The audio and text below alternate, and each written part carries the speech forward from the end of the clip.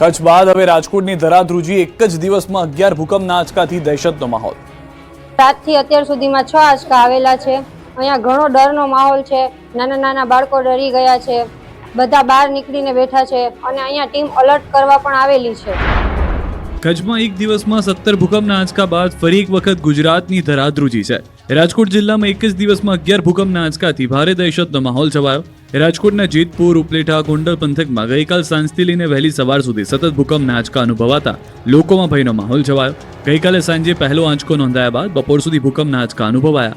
આજની વાત કરીએ તો આજે સવારે 6:19 પહેલો 3.8ની તીવ્રતાનો આંચકો આવ્યો હતો, જે દિવસનો સૌથી વધુ તીવ્રતાનો આંચકો હતો. જ્યારે સવારે 11:41 અને 11:44 સૌથી ઓછો 2.6ની તીવ્રતાના આંચકા આવ્યા હતા.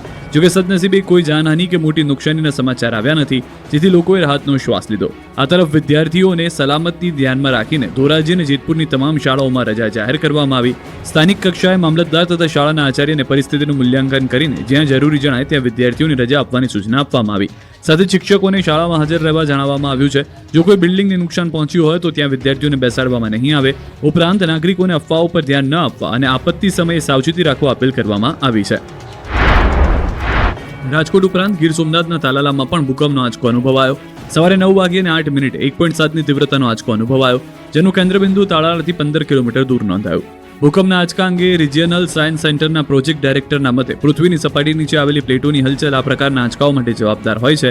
જ્યારે એક પ્લેટ બીજી પ્લેટ સાથે અથડાય અથવા તેમની વચ્ચે આંતરક્રિયા થાય ત્યારે ભૂકંપ સ્વરૂપે અનુભવાય છે. કોંગ્રેસના સાંસદની એક અપીલને ભાજપના આગેવાન ઝીલી લીધી. વાત નવાઈ પમાડે તેવી છે. દારૂ સામે હવે સ્થાનિકો સાથે ભાજપના નેતાઓ મેદાને ઉતર્યા છે, જેમાં સાંસદ ભરતસિંહ ડાભી, એમએલએ લવિંગજી ઠાકોર, જિલ્લા પંચાયત પ્રમુખ હેતલબેન ઠાકોર સહિત આગેવાનો એસપી કચેરીએ પહોંચ્યા અને જનતા રેડમાં બુટલેગરોની દાદાગીરી અંગે એસપીને રજૂઆત કરી. હાલમાં ઠાકોર સમાજના નવા બંધારણ મુજબ દારૂના અડ્ડા પર જનતા રેડ પડાઈ રહી છે. આ રેડમાં દેશી દારૂની ભટ્ટી પર યુરિયા ખાતરના ઉપયોગનો વિડીયો પણ થયો છે વાયરલ. ભાજપના આગેવાનોએ પોલીસને હપ્તા પહોંચતા હોવાના આક્ષેપ કરી કલેક્ટરને મૌખિક રજૂઆત પણ કરી હતી. જ્યારે દ્વારકાના રાણપર ગામે ચાલતી દેશી દારૂની ભટ્ટી ઝડપાઈ. ભાણવડના બરડા ડુંગરમાં ચાલતી હતી દેશી દારૂની ભટ્ટી. એલસીબીએ દરોડા પાડી 1 લાખથી વધુનો મુદ્દામાલ જપ્ત કર્યો. પોલીસે દરોડા પાડતા આરોપી થયો ફરાર. પોલીસે ફરાર આરોપી સામે ગુનો નોંધી તપાસ વધુ શરૂ કરી છે. તો વડોદરામાં દારૂ હેરાફેરી માટે બુટલેગરનો વધુ એક કિમિયો નિષ્ફળ થયો. બુટલેગરો બાઇકની અંદર ચોરખાનું બનાવી કરતા હતા હેરાફેરી. જ્યાં જાણી પોલીસે દારૂની હેરાફેરીના બુટલેગરનો કિમિયો નિષ્ફળ બનાવ્યો. વડોદરા મનપાને બગાસુ ખાતા મળ્યું પતાસુ. પાણીપુરીની તપાસમાં મળ્યો અધધ મીઠાઈનો જથ્થો. ડબલ ઋતુના મારથી મચ્છરજન્ય અને પાણીજન્ય રોગચાળાએ માજા મૂકી છે. રાજ્યના ઘણા શહેરોમાં સ્થિતિ છે, જેને લઈને મહાનગરોમાં વિશેષ તકેદારી રખાઈ રહી છે. વડોદરામાં પાણીપુરીની તપાસ કરવા ગયેલા તંત્રને બગાસુ ખાતા પતાસુ મળ્યું અને લાખોની કિંમતની અખાદ્ય મીઠાઈનો જથ્થો ઝડપાયો, જેમાં ગોડાઉનમાંથી 13,000 કિલોથી વધુ અખાદ્ય મીઠાઈનો જથ્થો મળ્યો. ખોડિયારનગર ખાતે મહાનગરપાલિકાની ટીમ પાણીપુરી અંગે તપાસ કરવા ગઈ અને તે સમયે અખાદ્ય મીઠાઈ મળી હતી, જેમાં લવલી સ્વીટના ગોડાઉનમાં તપાસ કરતા મોટી માત્રામાં અખાદ્ય મીઠાઈ મળી આવી હતી. સાથે જાંબુના લેન્ડફિલ્ડ સાઇટ ખાતે આ મળેલી અખાદ્ય મીઠાઈનો નાશ કરાયો, જેમાં 700 kilo kaju katri, 8,000 kilo peda, 2500 kilo barfi, 700 kilo laddu સહિત 7.5 લાખ કિંમતની મીઠાઈનો નાશ કરાયો. મીઠાઈનો નાશ કરવામાં ખોરાક શાખાને 10 કલાકનો સમય લાગ્યો. આ તરફ વડોદરા મહાનગરપાલિકાની ફૂડ વિભાગની ટીમે શહેરના ફતેપુરા, કુંભારવાડા સહિતના સ્થળે પાણીપુરીના 26 યુનિટ પર ચેકિંગ શરૂ કર્યું, જેમાં ફૂડ વિભાગે 67 કિલો અખાદ્ય જથ્થાનો નાશ કર્યો. ફૂડ વિભાગે અખાદ્ય બટાકા, બાફેલા ચણા, વટાણા, પાણીપુરીનું પાણી સહિતની વસ્તુઓનો નાશ કર્યો. મનપાની ટીમે ગઈકાલે પણ પાણીપુરીના વિક્રેતાઓના ઘરે લારી પર ચેકિંગ હાથ ધરાયું હતું. ગાંધીનગરમાં કોંગો ફીવરનો કેસ નોંધાયો તો બનાસકાંઠામાં ઓરી અંગે સર્વેલન્સ. ગાંધીનગર જિલ્લામાં કોંગો ફીવરનો કેસ નોંધાયો. પિંડારડાના ગામમાં કોંગોનો પ્રથમ કેસ નોંધાયો. પિંડારડાના રહેવાસીને કોંગો ફીવર પોઝિટિવ આવતા અમદાવાદની ખાનગી હોસ્પિટલમાં દાખલ કરાયા. પિંડારના ગામમાં 2 આરોગ્યની ટીમ ડિપ્લોય કરવામાં આવી. સાથે પશુપાલન વિભાગ પણ થયું સતર્ક. સર્વેલન્સ, દવાના છંટકાવની કામગીરી હાથ ધરાઈ તો કોંગ્રેસના પ્રદેશ પ્રમુખ અમિત ચાવડાએ દર્દીઓ સાથે મુલાકાત કરી. આ તરફ બનાસકાંઠાના ધાનેરામાં ઓરીના કેસ અંગે આરોગ્ય વિભાગનું સર્વેલન્સ. ઓરીના અગાઉ 9 કેસ પોઝિટિવ અને 34 કેસ શંકાસ્પદ આવતા આરોગ્ય વિભાગ એક્શનમાં. ધાનેરામાં ગાંધીનગર આરોગ્ય વિભાગની ટીમોએ તપાસ હાથ ધરી. આરોગ્ય કમિશનર સહિત જિલ્લા આરોગ્ય વિભાગની બેઠક પણ યોજાશે. ઓરીના કેસને લઈને સ્થિતિ પર સંપૂર્ણ નિયંત્રણ લાવવા માટે આરોગ્ય વિભાગની સ્થાનિક તંત્ર સાથે બેઠક. રોગચાળાએ માજા મૂકી છે તેવા સમયે સુરત મહાનગરપાલિકાએ બુદ્ધિનું પ્રદર્શન કર્યું. ગટરની ચેમ્બર સાથે પીવાના પાણીની લાઈન નાખી દીધી હતી. લિંબાયત ઝોનના સોનિયાનગરમાં લોકો પરેશાન. સ્થાનિકોએ સોશિયલ મીડિયા પર વિડીયો કર્યો વાયરલ વિડીયો થતાં સીએમઓએ પાલિકા સામે માંગ્યો ખુલાસો. આદેશ બાદ મનપાએ લાઈન અલગ કરી. આ વિસ્તારમાં 1 વર્ષથી ખોદકામ અધૂરું પડ્યું છે.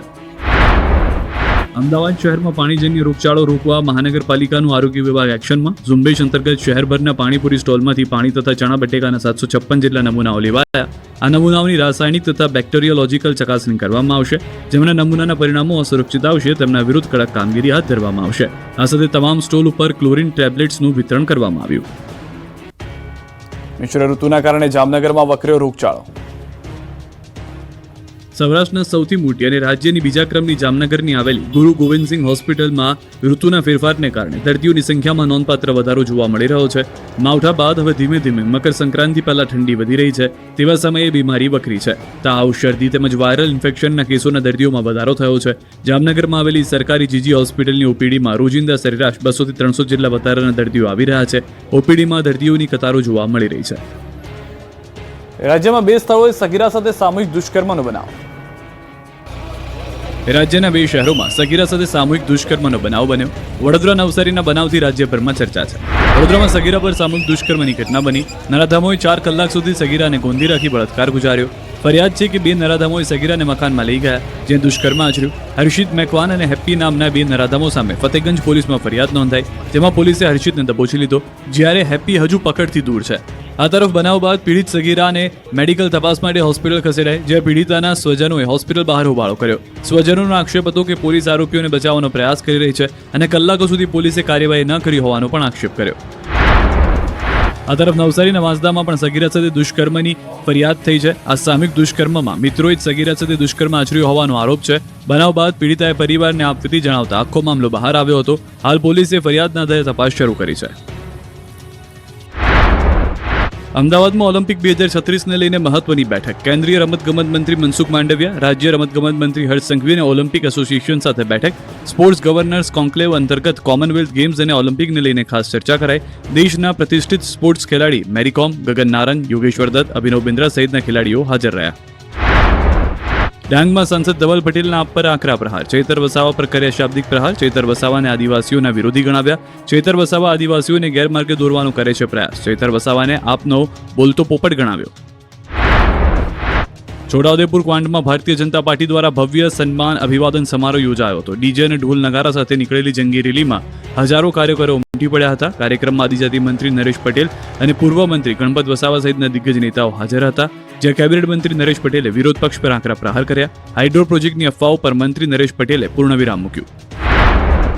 બગદાણામાં કોળી સમાજના યુવાન પર હુમલાના ઘેરા પ્રત્યાઘાત પડ્યા. સાવરકુંડલા બાદ લાઠીમાં કોળી સમાજ થયો એકત્ર. પ્રાંત અધિકારીને કોળી સમાજે આપ્યું આવેદનપત્ર. આરોપી સામે કડક કાર્યવાહીની કરી માંગ. બેદરકારી દાખવનાર પોલીસ સામે